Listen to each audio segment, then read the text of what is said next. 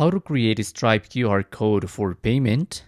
Hello everybody and welcome to our channel. Today you're going to learn how you can create a QR code on your Stripe account to receive a payment. So please watch till the end to properly understand the tutorial.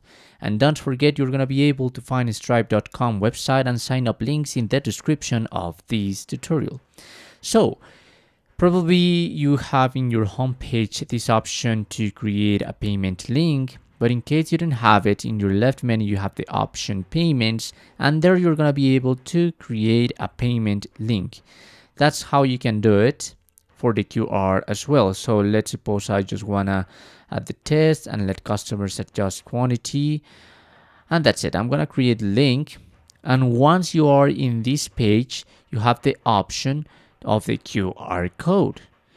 So there you can scan this to pay. Obviously you can copy it to your clipboard or download the image to share it whatever you want. Okay, so I'm gonna download it. There it is, and that's it. That's how you can obtain a QR code on your Stripe account for a payment.